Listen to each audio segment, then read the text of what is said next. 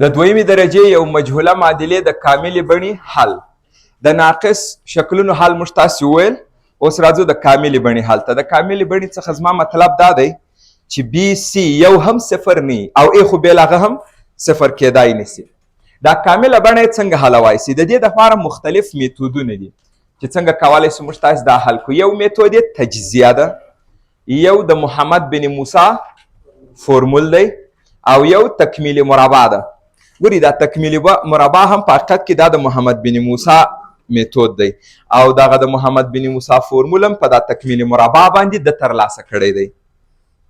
خپل په کتاب کې دا ټول موضوعات ذکر کړي دي. الجبر و المقابله کتاب. محمد بن موسی دا د الجبر د پلار په نامه شهرت لري. دا شخص کوم ځای دی؟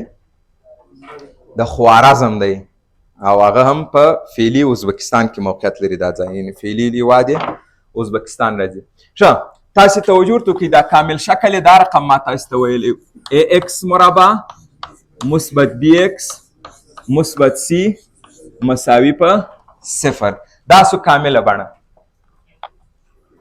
د دې دپاره دا مساوي صفر یې که په نظر کې ونه نیسئ، دا چپ طرف یې یو دوهمه درجه درې حده ده که نه؟ او موږ تاسې د دوهمې درجې درې حده تجزیه ویلې وه. نو دا د تجزیې میتود څه معنا لري؟ که چیرې دغه افاده د تجزیې وړ وه تاسې به دا تجزیه کوئ. چې تجزیه مو کوئ دوه قوسونه د ضرب حالت کې مساوي په صفر، هر قوس به جدا جدا مساوي په صفر کوي، سوال به حل سي. خو خبره دا ده که ستاسې په یاد په تجزیې کې موږ ویلي وه هره افاده د تجزیې وړ نه. نو کله چې هره افاده د تجزیې وړ نه ده زه به د داسې یو حالت سره مخ سم چې هغه نه تجزیه کېږي، نو بیا زه سوال څنګه حل کړم؟ نو په همده خاطر تجزیه ښه لاره ده، سوال ژر حلیږي، اسانه حلیږي، خو دا یو دایمي میتود نسي کېدی. حتی ځینې افادې داسې دي چې د تجزیې وړ دي خو زه هغه نسم کولی چې تجزیه یې کړم. یعنې هغه کوم عادات چې زه باید دوی په تجزیه کړم هغه عادات که چیرې کسري یا جذري بڼه ولري هغه زما ذهن ته هېڅکله نه راځي. نو دایمي طریقه تکمیل مربع یا د محمد بن موسی فورمول دی. ښه په دې کې تاسې دا ضریبونه اے بی سی په یادو ولرئ چې A د x مربع ضریب، B د x ضریب او C هم ثابت. او معادله باید څنګه شکل ولري؟ مساوي صفر. همدا ستندرده بڼه ده. په تجزیه باندې تاسو ټول بلد سولئ. موږ دا مخکې ویلی و د مخکینی درس دی. که چیرې دا درې حده قابل د تجزیه و تجزیه به یې کې په دوه قوسو، وروسته بیا څه کار کوئ؟ هر قوس جدا جدا مساوي په صفر کوئ. زه په دغه کې تاسو ته یو مثال هم ووایم. ګورئ دا سوال دی x مربع منفي 9x مثبت 14 مساوي په صفر. دا نو نور اضافه خبره نه لري. که دا افاده تجزیه وړ وه تاسې یې تجزیه کوئ. دا افاده د تجزیه وړ ده او ځکه دوه عددونه x مربع منفي 9x مثبت 14 مساوي په صفر، دوه عددونه چې ضرب یې کې 14 ورکړي او جمع یې کې منفي 9 او جمع یې کوي منفي 9 ورکړي، هغه دوه عددونه منفي 2 و منفي 7 دي. چې دا دوه عددونه پیدا سوه نو دا په دوه قوسو داسې راځي x منفي 2 یو قوس، x منفي 9 بل قوس مساوي په صفر. د ضرب په حالت کې قوسونه مساوي په صفر و، هر قوس جدا جدا صفر کوي. هر قوس چې تاسو صفر کوئ د دویمې درجې پر ځای د لومړي درجې سره مخ کېږي. دا قوس چې مساوي په صفر کوي x منفي 2 مساوي په صفر، منفي 2 چې دې طرف ته را انتقال کوي علامه یې بدل سو دا رالی x مساوي په 2 او x منفي 9 مساوي په صفر. نو د دې کې جواب رالی x مساوي 9. د حل سیټ یې یعنی ټول هغه اعداد چې صدقي هغه کم کم دي، 2 او 9 په سیټ کې مو لیکل، ترتیب یې مهم نه دی. نو دا و دا د تجزیه برخه. که چیرې د تجزیه وړ و دا مربوطه درې حده د تجزیه وړ و تاسې به دا سوال په تجزیه حل کوئ، ډېر اسانه درته راځي. اما تاسو په دې پوهېږئ چې هر افاده موږ تاسې نسو کولی تجزیه کړو. دا موضوع ستونزه لري، مشکل دی. ښه نو دوهمه لاره څه ده؟ د محمد بن موسی فورمول دی. د محمد بن موسی فورمول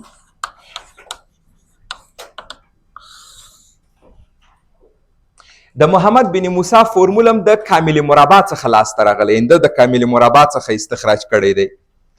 او زه اخري پایله تاسو ته لیکم، که چیرې د چا زړه و چې خپله دا فورمول یعنی ثابت کړي یا ترلاسه کړي، نو هغوی باید کوم میتود ورباندې تطبیق کړي؟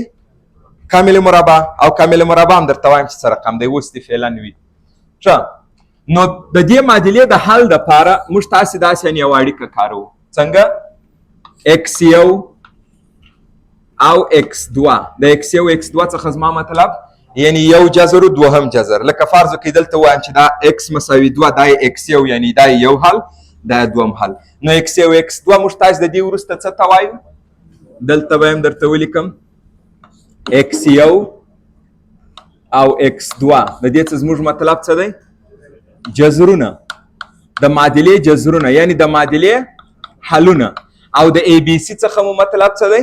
د معادلې ضریبونه. دا خو ضریبونه راله.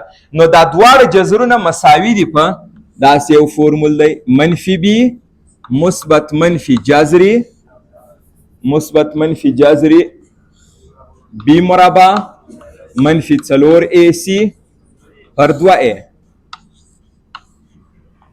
دا اصل د محمد بن موسی فورمول.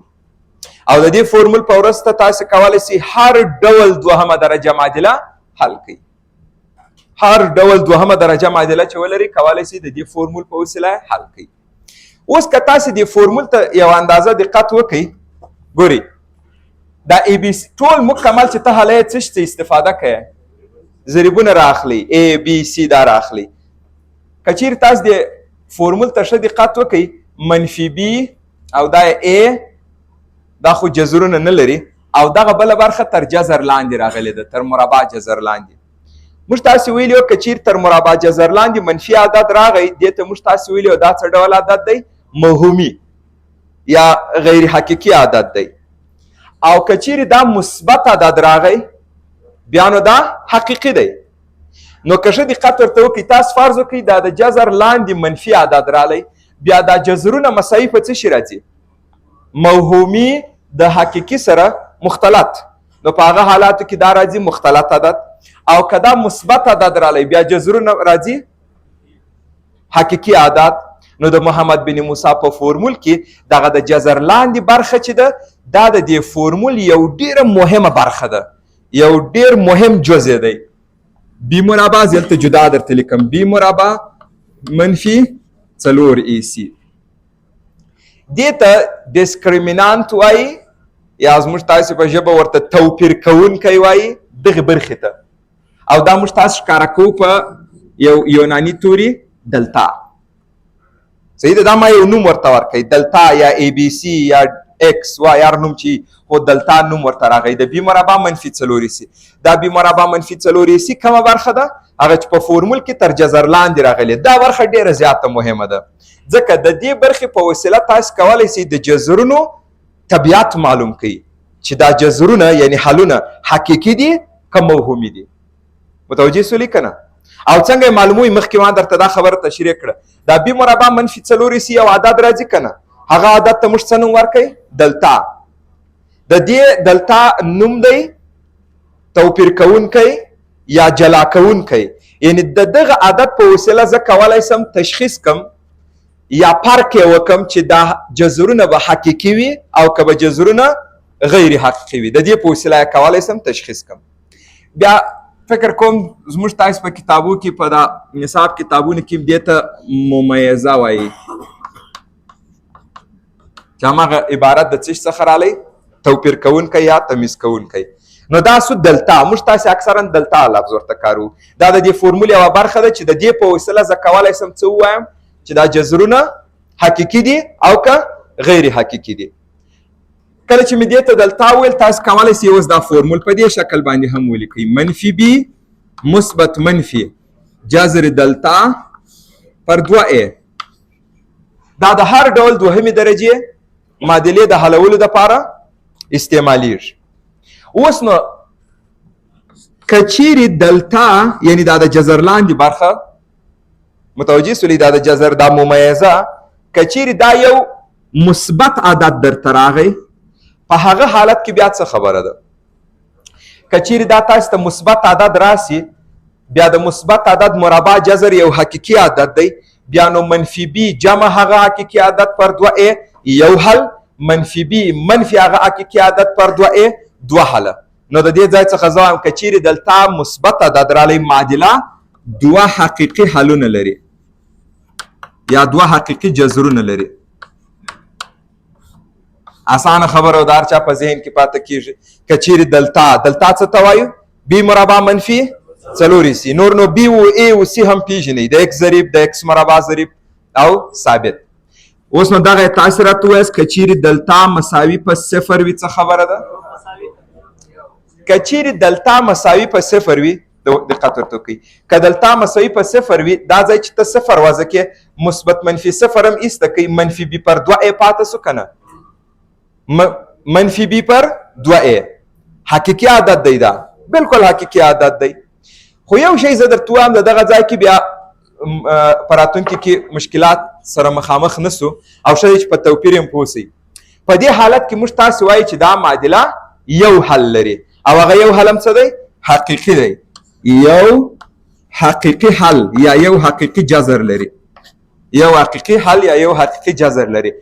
اما توجه ورته وکړئ زموږ د دوهمې درجې معادلاتو څخه توقع دا ده زموږ غوښتنه دا ده چې ته باید دوه حله ولرې مګر په دغه ځانګړي حالت کې چې دا بي مربع منفي څلور سي صفر راسي دی څو حله ورکوي یوه دانه حل ورکوي. په داسې حال کې چې زموږ توقع د دې معادلات څخه دا وي چې دا باید دوه حلونه ولري. متوجه یاست که نه د یو پر ځای باید دوی دوه حله ورکړي ځکه دا یو حل خو په لومړي درجې کې راځي په دومه درجې کې توقع دا ده چې ته باید دوه حله ولرې مګر دا دوه حله نه لري.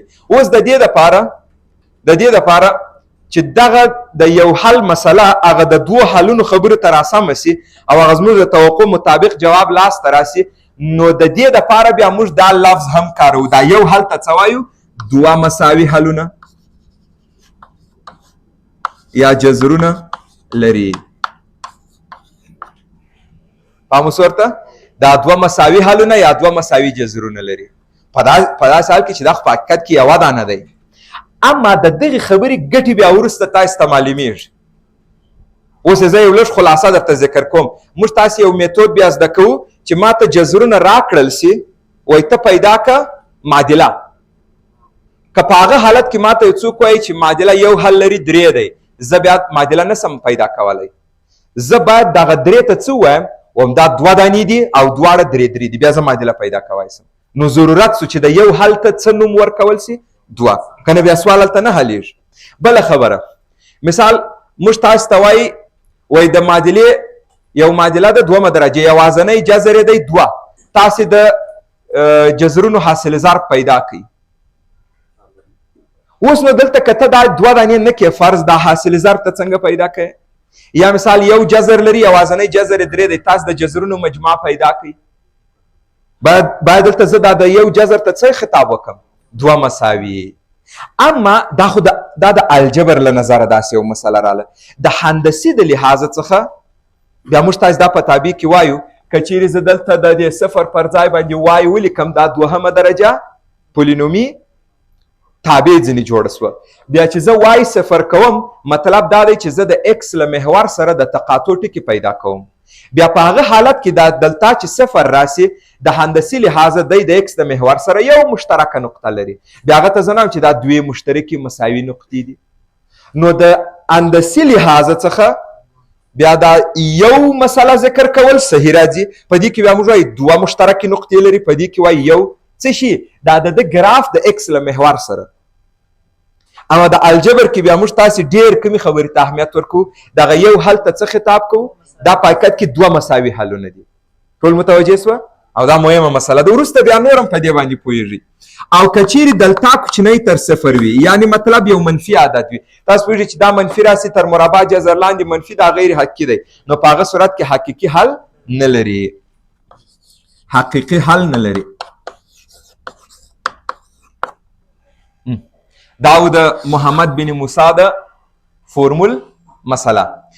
زه به هم تکمیل مربع مسله درته ووایم چې تکمیل مربع څه رقم ده او هم به دا د محمد بن موسی فورمول په را پیدا کو چې دا مو کار کوي. بیا وروسته زه راځم د مثالونو برخې ته.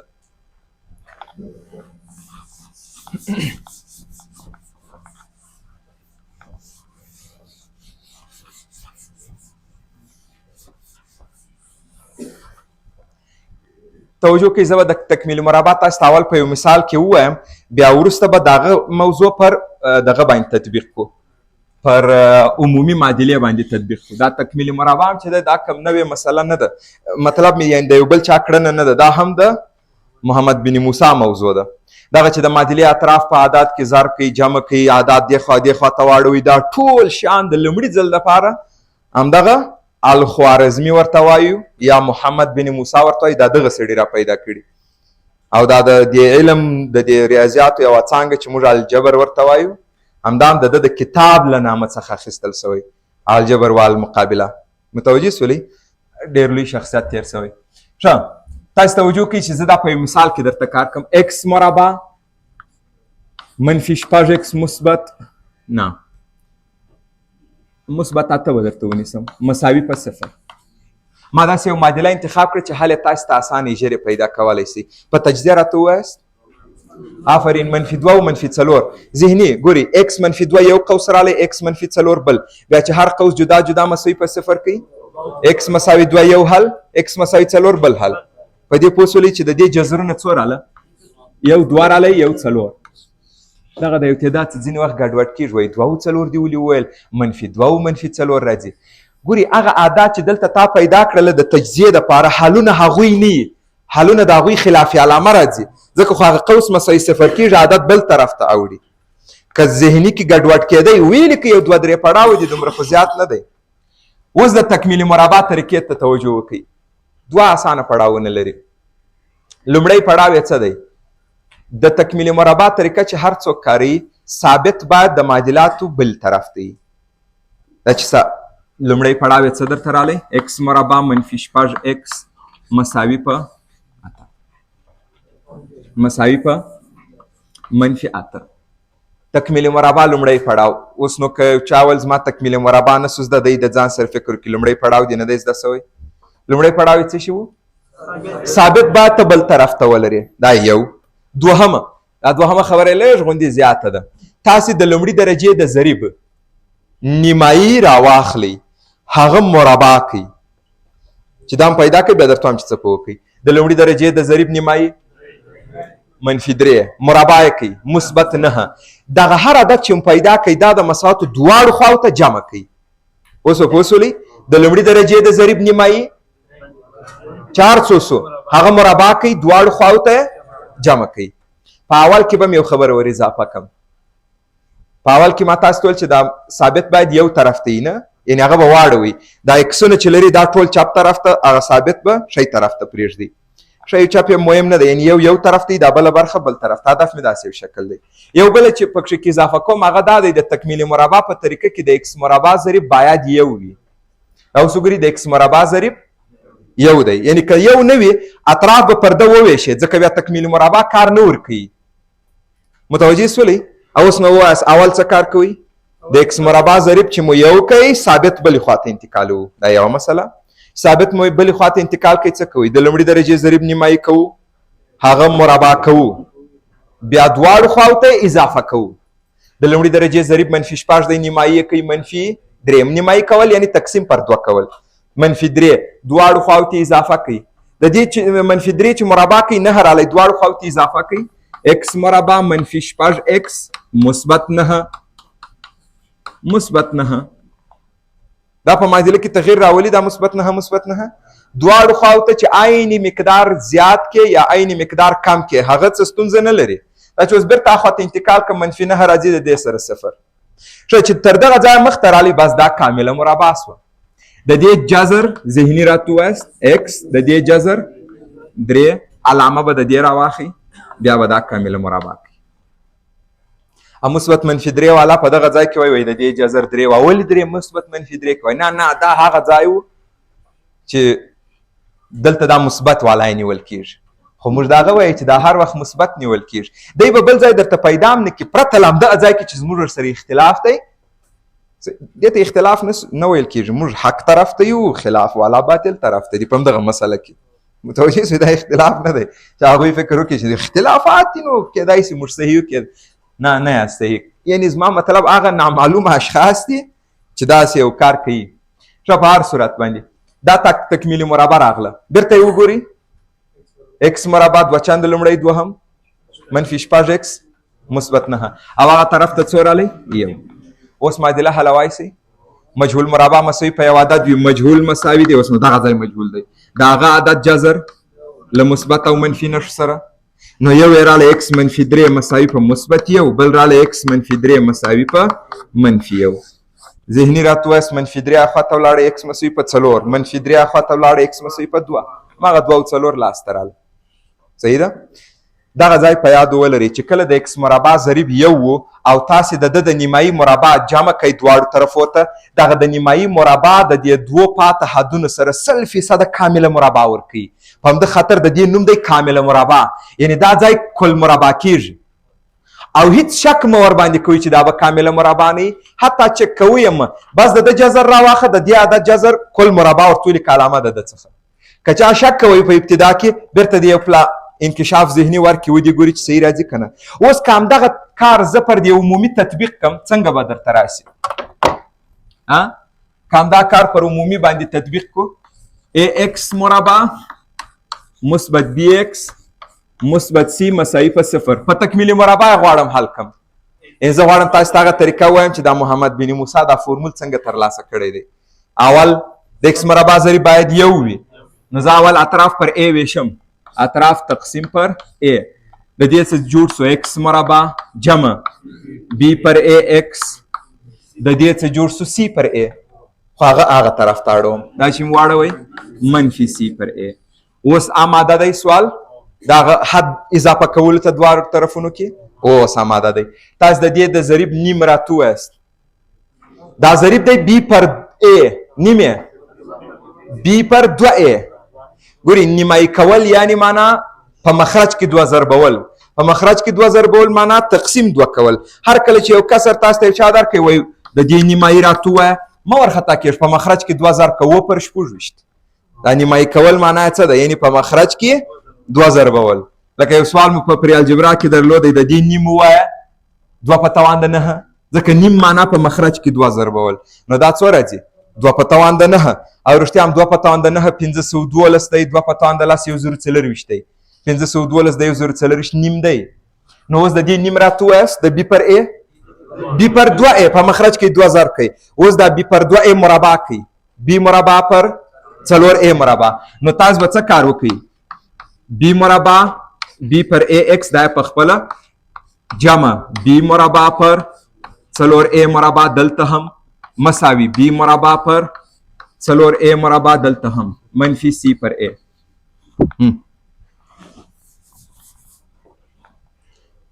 ټول ذهن کې پاته سو چې کله د دې ضریب یو وي او ثابت دی هغه طرف ته اړولی، بیا ته د دغه ضریب نیم مربع کوي چې مربع دی کوي هغه دې طرف ته اضافه کوي، دې طرف ته اضافه کوي. اوس نو ما تاسو ته بیخي فکر نه غواړي، بس د دې جذر علامه د ده څخه او د دې جذر چې دا راځي بی پر 2a دا 100% کامله مربع ده. کنه به انکشاف ورکړي چې دا ورکوي کنه. او هغه طرف ته څه کار وکړم؟ هغه طرف خو نو په همدغه شکل دی پاتې وي، او یا کولی سو چې لږ یې داسې سره جوړ کړو. ګډ مخرج به ورته ونیسم 4a مربع ګډ مخرج تقسیم پر 4a مربع یو ضرب بی مربع بی مربع 4a مربع پر a 4a ضرب c 4a c. اوس کم حالت جوړ سو؟ مجهول مربع مساوي په یو عدد، مجهول مساوي دی په مجهول خو نو دی دا مساوي دی په د جذر، دا د دغه جذر بی مربع منفي 4ac، دا د دې جذر پر 4a له مثبت او منفي نښو سره. اوس به دا دې خواته راواړوئ. دا چې مو راواړوئ اکس مساوي رالی په دا مثبت منفي په خپله دا جذر به ترتیب کو دا رقم مثبت منفي بی مربع منفي 4ac پر 2a. ګوري ما دا جذر صورت تم توضیح کړی، مخرج تم دا تاسو په جذرو کې ویلی. دا چې سرعت ته ولاړی څنګه سو بی مربع منفي 4 AC او دلته چې راغی 4A مربع جذر 2A. دا مثبت منفي مې هغه جذر والا سره ولیکل. دلته مو ولې ونه لیکل؟ دا ټول یو کسر دی. تاسو په دې پوهیږئ چې دا د کسر علامه یا صورت کې وي یا مخرج کې وي یا د کسر مخ ته وي. بس په دغه کې هر ځای چې و مشکل حل دی. ښه او دا یې هم راواړوئ دې طرف ته. څو منفي B پر 2A. اوس نو تاسې ګډ مخرج دلته ونیسئ 2A. صورتونه مستقیم جمع کوای یا منفي کوای سو کنه. نو دا څه شي راځي؟ دغه جذر منفي B. زه بیا هغه منفي B اول کې ولیکم او دا جذر به په دوهم کې ولیکم. B مربع منفي 4AC.